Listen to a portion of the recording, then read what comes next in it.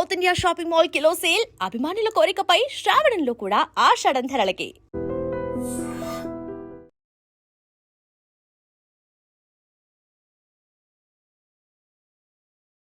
నమస్తే, welcome to I dream talking point with Kavitha. Dharmasthala mass burial కి సంబంధించి తవ్వుతున్న కొద్దీ శవాల గుట్టలైతే బయటపడట్లేదు, కానీ సంచలన విషయాలు మాత్రం వెలుగులోకి వస్తున్నాయి. రోజుకో రకమైనటువంటి ట్విస్ట్ బయటపడుతోంది. ఇప్పుడు తాజాగా రైట్ టు ఇన్ఫర్మేషన్ యాక్ట్ కింద ఆర్టీఐ కింద సమాచారాన్ని సేకరిస్తే సంచలనమైనటువంటి విషయం ఒకటి బయటపడింది. అందులో ప్రధానంగా 2000 నుంచి 2015 మధ్య కాలంలో జరిగినటువంటి డెత్స్ కి సంబంధించినటువంటి రికార్డ్స్ అనేవి తగలబెట్టారు అనేటువంటి సమాచారం. ఈ సమాచారాన్ని జయంత్ అనేటువంటి ఈ వ్యక్తి ఆర్టీఐ ద్వారా సేకరించాడు. తాను కొన్నేళ్ల క్రితం 15 ఏళ్ల ఒక యువతి శవాన్ని వదిలేయడం, అలా అడవుల్లో వదిలేయడాన్ని నేను చూశాను. మామూలుగా ఒక కుక్కను కూడా అలా చనిపోయిన తర్వాత వదిలేయరు, దానికి కూడా ప్రాపర్ గా డిగ్ చేసి చేస్తారు. అలాంటి విషయానికి సంబంధించి నేను ఆర్టీఐ కింద సమాచారాన్ని సేకరించాలి అనుకుంటే ఆ రికార్డ్స్ అన్ని తగలబెట్టారు అనేటువంటి వార్త తెలిసింది అనే మాటని జయంత్ వివరాల్ని వెల్లడించాడు. యాక్చువల్ గా అన్ఐడెంటిఫైడ్ డెత్స్ కింద చూసుకుంటే ఆ మాట బయటకు వచ్చింది అని 2000 సంవత్సరం నుంచి 2015 మధ్య కాలంలో ఇలాంటి ఇన్సిడెంట్ జరిగింది. అన్యాచురల్ డెత్ రిజిస్టర్ అనేది ఉంటుంది బెల్తంగడి పోలీస్ స్టేషన్ పరిధిలో. 2000 నుంచి 2015 మధ్యలో జరిగినటువంటి, మామూలుగా అయితే ఇప్పటిదాకా మనం వింటుంది అన్యాచురల్ గా డెత్స్ అనేవి జరిగాయి, అన్ఐడెంటిఫైడ్ బాడీస్ ఉన్నాయి అనేది. అన్యాచురల్ డెత్ రిజిస్టర్ ని మెయింటైన్ చేయాలి అక్కడ ఉన్నటువంటి బెల్తంగడి తాలూకాలో ఉన్నటువంటి పోలీస్ స్టేషన్. అయితే 2000 నుంచి 2015 మధ్యలో ఒక పోలీస్ అధికారి ఆ రిజిస్టర్ ని తగలబెట్టాడు అనేటువంటి మాటని ఆర్టీఐ ద్వారా జయంతికి అందింది. ఇప్పుడు ఒక భీమా అనే ఒక పేరు మార్చారు ఆ వ్యక్తికి, ఎవరైతే మాజీ పారిశుద్ధ్య కార్మికుడు ఉన్నాడో ఆయన. తర్వాత సెకండ్ విక్టిమ్ జయంత్ ఇప్పుడు బయటకు వచ్చారు, తను మాట్లాడుతున్నాడు. సిట్ ముందు ఒక కంప్లైంట్ కూడా చేశారు. ఆర్టీఐ ఇన్ఫర్మేషన్ వచ్చిన తర్వాత వాటన్నిటిని తగలబెట్టారు. ఎవరెవరైతే చనిపోయారో అన్యాచురల్ గా చనిపోయినటువంటి డెత్ రిజిస్టర్ తగలబెట్టారు. బట్ ఇప్పుడు ఉన్నటువంటి లేటెస్ట్ టెక్నాలజీ, మనకి డేటా అనేది ఆన్లైన్ లో అవైలబుల్ గా ఉండాల్సినటువంటి అవసరం ఉంది. డేటాను ఆన్లైన్ లో పెట్టకుండానే ఎందుకని తగలబెట్టారు అంటే అక్కడ రాజకీయంగా ఏమైనా ప్రోద్బలం ఉందా, అక్కడ పోలీస్ అండదండలు ఉన్నాయి, రాజకీయ ప్రోద్బలం ఉంది, అక్కడ ఉన్నటువంటి భూస్వాములు కావచ్చు, లేకుంటే ధర్మస్థల తీర్థక్షేత్ర ట్రస్ట్ ఆధ్వర్యంలోనే ఇలాంటి వ్యవహారాలన్నీ జరుగుతున్నాయని ముందు నుంచి విజిల్ బ్లోవర్స్, అక్కడ ఉన్నటువంటి సోషల్ యాక్టివిస్టులు చెప్తూ వస్తున్నారు.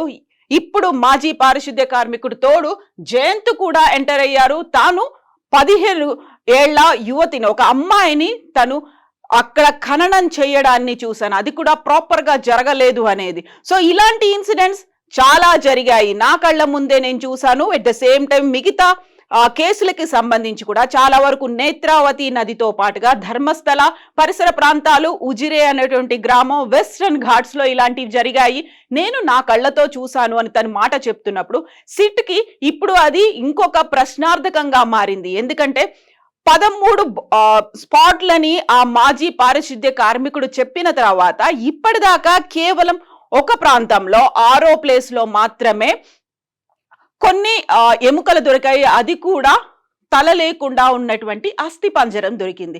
సో 13 ప్రాంతాలకి సంబంధించి అవి అయిపోయిన తర్వాత ఇప్పుడు సరికొత్తగా సిట్ ముందు మరికొన్ని ప్రశ్నలు ఉన్నాయి. బట్ అనుమానాలు మాత్రం అక్కడ ఉన్నటువంటి స్థానికుల్లో విపరీతంగా కలుగుతున్నాయి.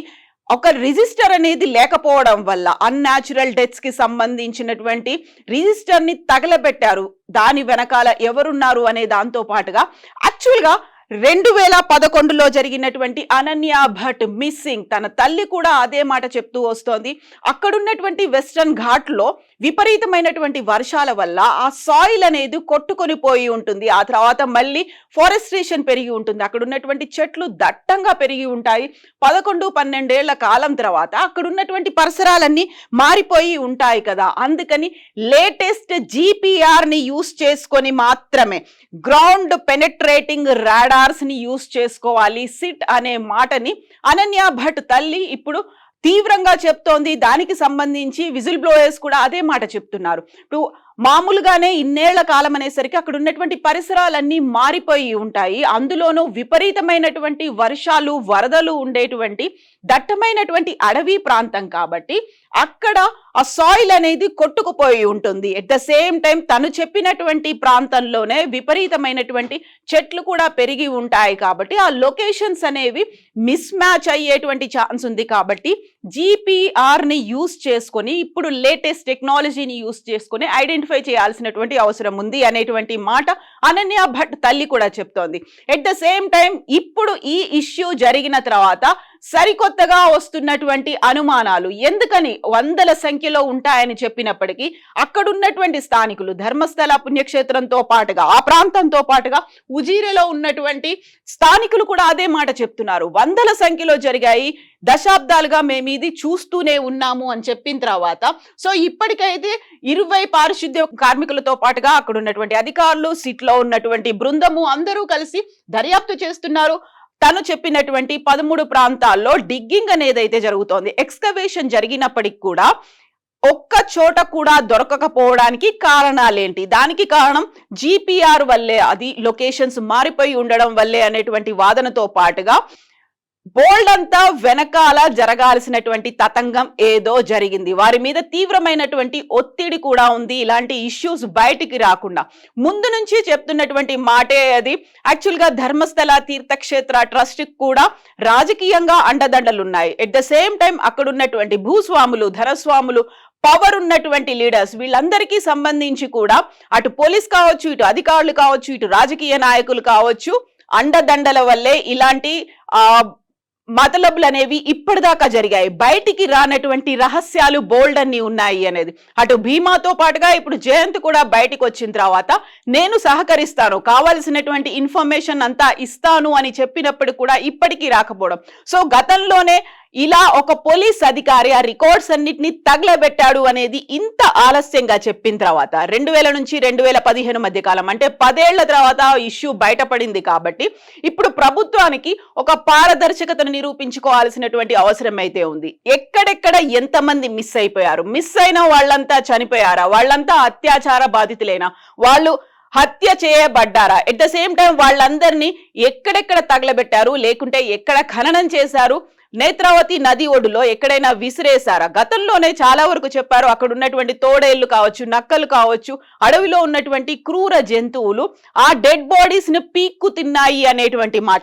దాంతో పాటుగా అక్కడ నరబలి జరిగింది అనేటువంటి వాదనలు కూడా వినిపిస్తున్నాయి. కాబట్టి ఎందుకంటే మొదటిసారి ఆ భీమా తన 2 అడ్వకేట్లతో కలిసి పోలీస్ స్టేషన్ కి వెళ్ళినప్పుడుగా కొన్ని అవశేషాలని తీసుకెళ్లాడు, ఎముకలను తీసుకెళ్లిన తర్వాత ఇప్పుడు మరి 6th ప్లేస్ లో తలలేని ఒక మొండెం మాత్రమే కనిపించింది. అంటే అక్కడ నరబలి కూడా జరిగి ఉంటుందా అనేటువంటి వాదనలు ఇవన్నీ వినిపిస్తున్నాయి. కాబట్టి 15 ఏళ్ల అమ్మాయికి సంబంధించినటువంటి డెడ్ బాడీ ఎక్కడ వెళ్ళిపోయింది, ఎటు కలిసింది, ఏ ప్రాంతంలో కొట్టుకుపోయింది, వీటన్నిటికి సంబంధించి అయితే ఇప్పటికీ ఇంకా ఒక మిస్టరీ అనేది కొనసాగుతోంది. మాస్ బరియల్స్ కి సంబంధించి ఇప్పటికీ ఒక ఇన్ఫర్మేషన్ అయితే బయటికి రాకపోయినప్పటికీ బోల్డ్ అన్ని క్వశ్చన్స్ ని అక్కడ బయట పెడుతోంది, లోపాలని బయట పెడుతోంది, ఉన్నటువంటి నిర్లక్ష్యాన్ని, అందులోనూ అక్కడ ఉన్నటువంటి అధికారం ఏదైతే ఉందో ఆ అధికారుల అండదండలతోనే ఇలాంటి అత్యాచారాలు, అఘాయిత్యాలు దశాబ్దాల తరబడి జరుగుతున్నాయి అనేటువంటి మాటలు, ఆరోపణలు కూడా వినిపిస్తున్నాయి. సో ఇప్పుడు సరికొత్తగా గ్రౌండ్ పెనిట్రేటింగ్ రాడార్ ని ఉపయోగిస్తారా, లేటెస్ట్ టెక్నాలజీని ఉపయోగించి చేస్తారా? యాక్చువల్ గా ఆ అధికారి ఎవరు అనేటువంటి వివరాలు కూడా బయటికి రాకపోయినప్పటికీ సో కర్ణాటక రాష్ట్ర ప్రభుత్వం ఏం చేయబోతుంది? ఒక సిట్ను అయితే ఏర్పాటు చేసింది. సిట్ ఆ 13 ప్రాంతాల్లో తవ్విన తర్వాత ఒకవేళ ఏమీ రాకపోతే నెక్స్ట్ ఫర్దర్ గా ఏం చేస్తారు? కేసుని క్లోజ్ చేసేస్తారా? ఏమీ జరగలేదు అనే మాట చెప్తారా? ధర్మస్థల తీర్థక్షేత్ర ట్రస్ట్ వాళ్ళకి ఎలాంటి సంబంధం లేదు అనే మాట చెప్తూ ఉంటారా? లేకుంటే అక్కడ వినిపిస్తున్న అనుమానాలన్నీ కేవలం అపోహలు మాత్రమే అనేటువంటి మాట బయటకు వస్తుందా? బోల్డని క్వశ్చన్ మార్క్స్ ఉన్నాయి. ఆన్సర్స్ అనేవి ఆ భీమా లేకపోతే జయంత్ ద్వారా ఆ సాక్ష్యాలను సేకరించిన తర్వాత అధికారులే బయట పెట్టాల్సినటువంటి అవసరం ఉంది. ఈ మొత్తం ఎపిసోడ్ లో డే బై డే జరుగుతున్నటువంటి కార్యక్రమాలు, వస్తున్నటువంటి అప్డేట్స్, క్వశ్చన్ మార్క్స్ గా మిగిలిపోయినటువంటి ఈ విభిన్నమైనటువంటి అంశాలకు సంబంధించి మీరేమనుకుంటున్నారో కామెంట్స్ రూపంలో తెలియచేయండి. నిజంగా ప్రస్తుతం ఉన్నటువంటి సమాజం దేనికి ప్రయారిటీ ఇస్తుంది? ఆర్థిక సంబంధాల చుట్టూ మాత్రమే తిరుగుతోంది. మళ్ళీ ఎన్నికలంగానే చాలా విరక్తి కలుగుతున్నాం. మంచి అనిపిస్తుంది కదా, లేడీస్ కూడా ఛాలెంజింగ్ జాబ్స్ చేసినప్పుడు చాలా బాగుంటది. ఫుడ్ డెలివరీ ఇవ్వటానికి వెళ్ళినటువంటి డెలివరీ బాయ్ అనిల్ పై కళ్ళ ముందు పెళ్ళండి